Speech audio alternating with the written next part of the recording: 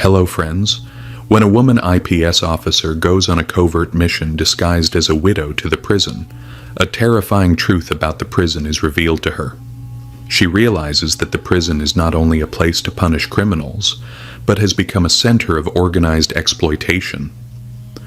The warden there, in the dead of night, calls the female prisoners to his room and physically exploits them. No female prisoner escapes his lustful advances. Each one is forced to abandon their identity.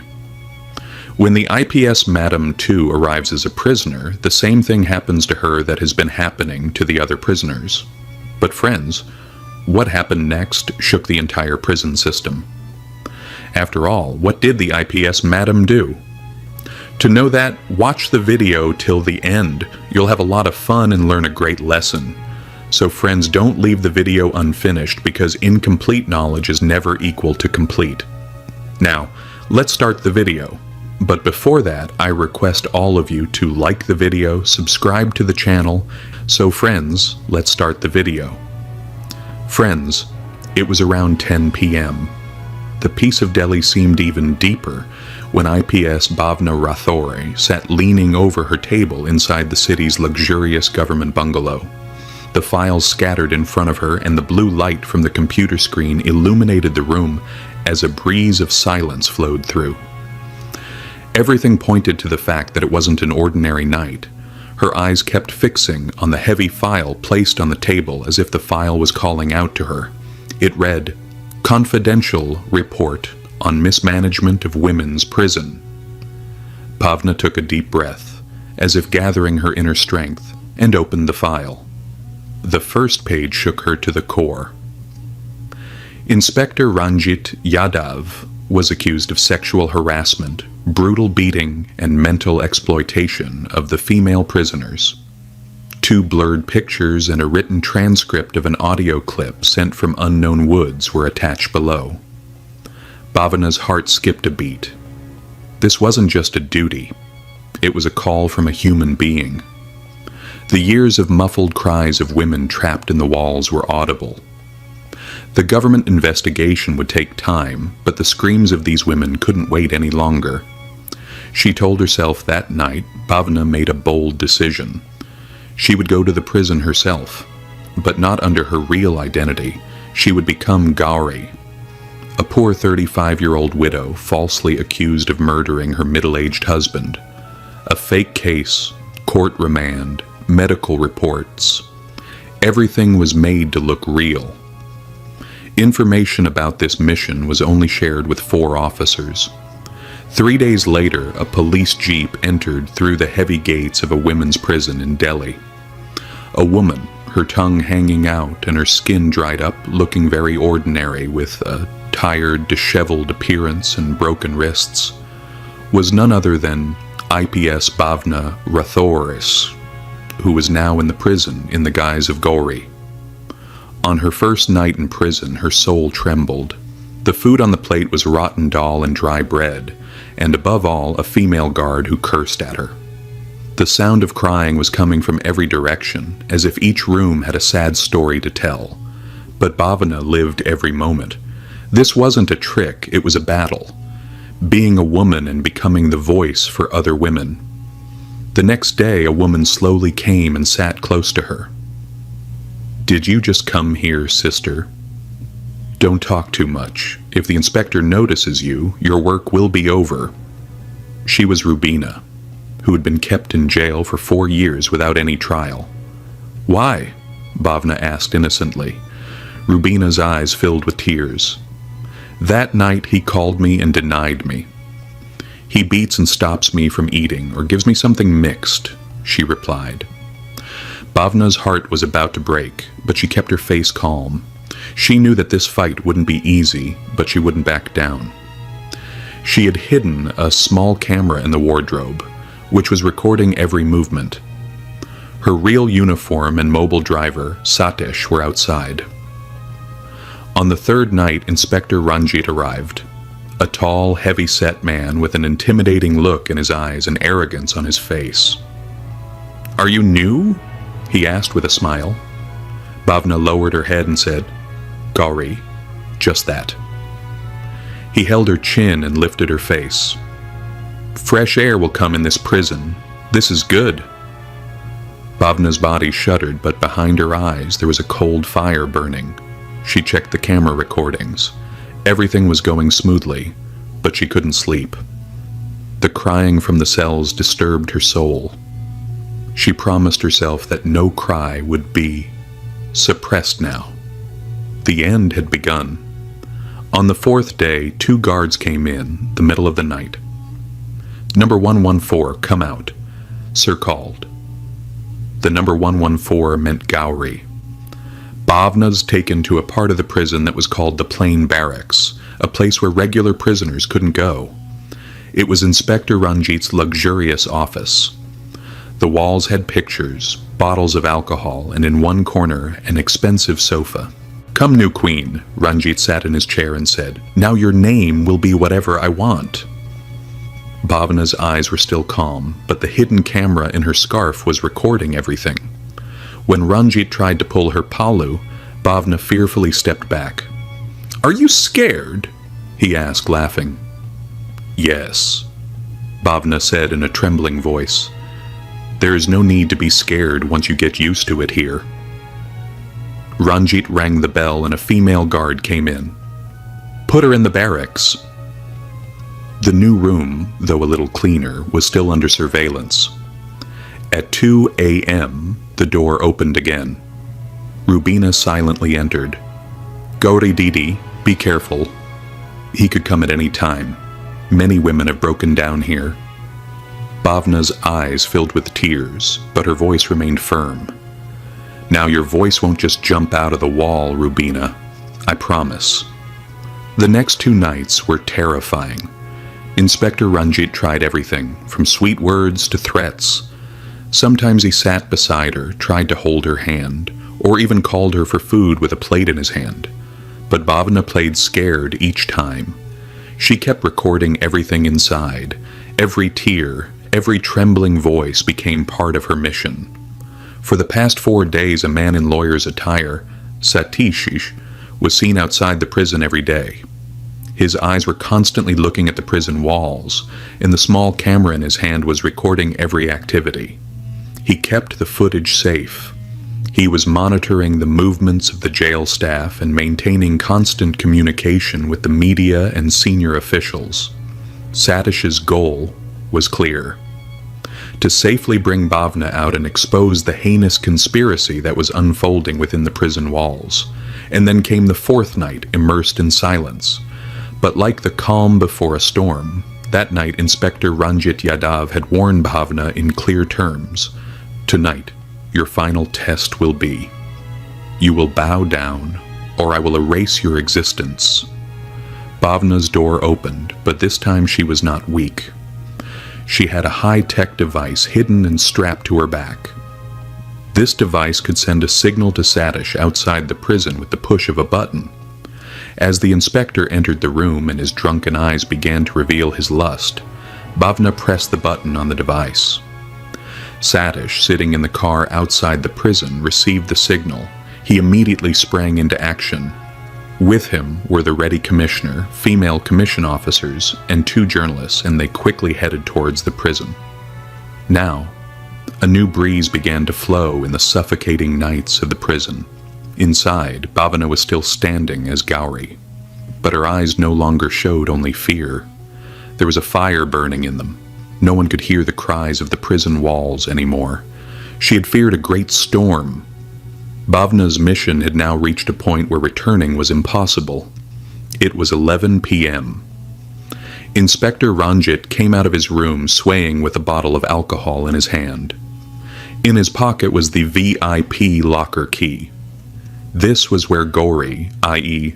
Bhavna, was locked.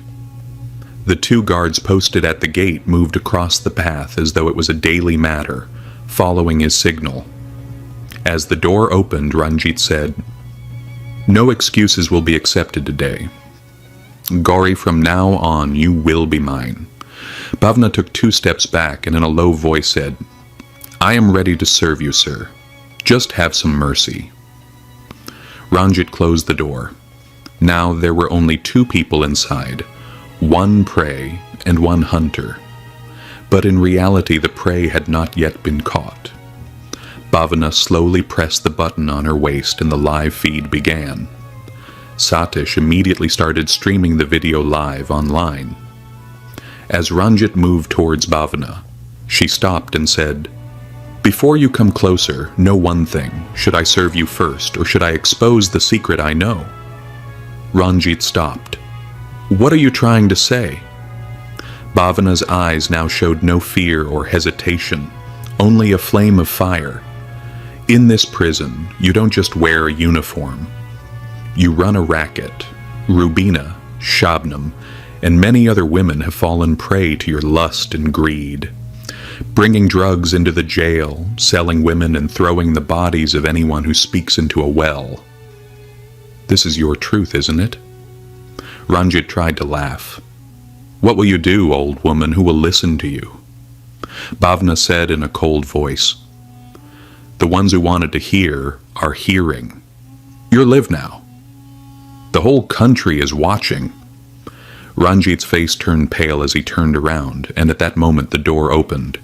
The female commission officers, the police commissioner, the journalists, and Satish entered. "Inspector Ranjit Yadav, you are arrested for attempted rape, sexual harassment, and criminal conduct within the prison." Ranjit tried to escape, but the handcuffed police officers surrounded him from all sides. Those who had been following his orders all this time were standing with their heads bowed.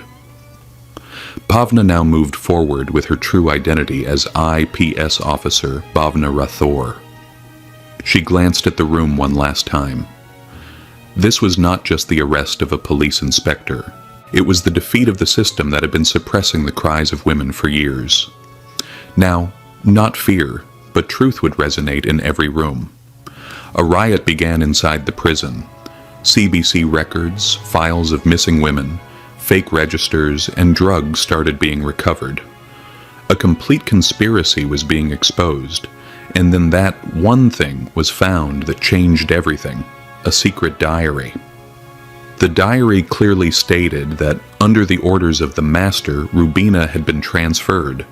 A new woman named Bhavna had arrived as a VIP. The master had also ordered to break her. Like the other women, Bhavna's eyes had hardened. Now she was not just a police officer. She was the voice of every woman whose cries had been suppressed until now. The next day, a secret meeting was held with the Women's Commission and the Special Crime Branch. From there, a name emerged: Raghav Tripathi. A 3-time elected legislator, a respected leader, the real mastermind behind everything. The same person who sheltered officers like Ranjit and ran the entire system from behind the scenes. Bhavana now understood that Ranjit had fallen, but the real predator was still alive, and her fight was about to become much bigger. Bhavana Rathore had now gathered so much evidence that she could have exposed the case at any moment. But this was very delicate because the person involved wasn't an ordinary man, but a legislator of the ruling party, Raghav Tripathi. Taking direct action against him could not only create political instability, but the investigation could also get stuck in legal complications. So, Bhavana made the next plan. And now she wasn't alone. The entire state's special task force was with her. Then suddenly, Bhavana's phone rang. A trembling woman's voice came from the other end. "Madam, my name is Shabnam.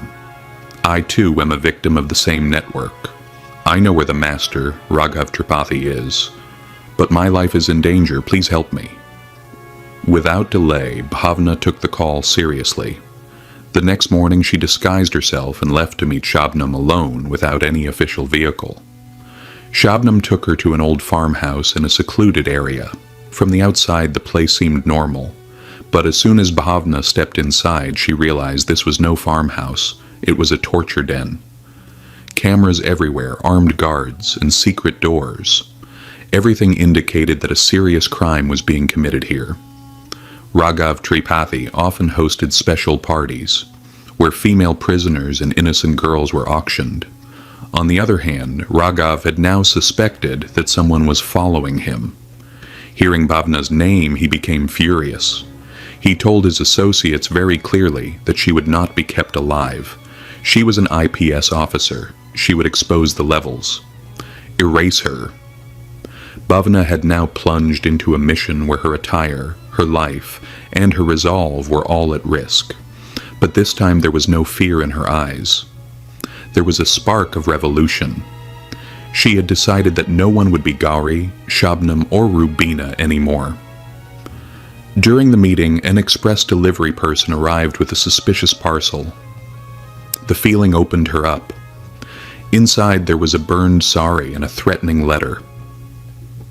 "You have set fire to our base. That same fire will turn you and your mission to ashes. Now you are not just an IPS officer, you are our enemy." Bhavna read the letter, then calmly placed it on the table. There was no fear on her face. It was only firm determination. That very night, she learned that a special party was being hosted at the farmhouse. 5 girls were being brought from the prison to be displayed in front of foreign guests. Bhavna knew this was the opportunity. She declared Operation Black Night. At 9 p.m., she left with her team. But on the way, a truck collided with their car on a bridge. The driver, Satish, died on the spot, and Bhavna was seriously injured. This wasn't an accident. It was a conspiracy.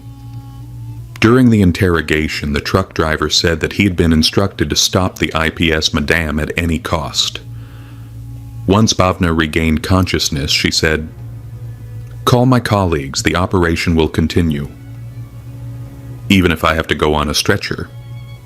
Her face was bandaged with pain lines visible, but her eyes had firm resolve as she rejoined the operation. The STF surrounded the farmhouse from all sides. At midnight, as soon as they received the secret signal, the door was broken down. There were gunshots, screams, and chaos. Raghav Tripathi tried to escape through the back door, but he was arrested. 5 girls were rescued, including Rubina, who had previously been declared dead. After Raghav's arrest, a hearing took place in court. Outside, a huge crowd was chanting, "IPS Bhavna Rathore Zindabad," and "Hang the rapists." In court, Bhavna said, "Honorable court.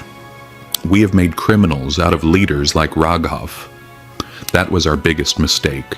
They turned the prisons into houses of exploitation. I urge you to punish him not just by law, but by humanity." Based on the evidence, witnesses, and video footage, the court sentenced Raghav Tripathi to life imprisonment for charges of rape, human trafficking, conspiracy to murder, and corruption. The Ministry of Home Affairs awarded Bhavna the Saurya Medal. But she didn't go to the stage.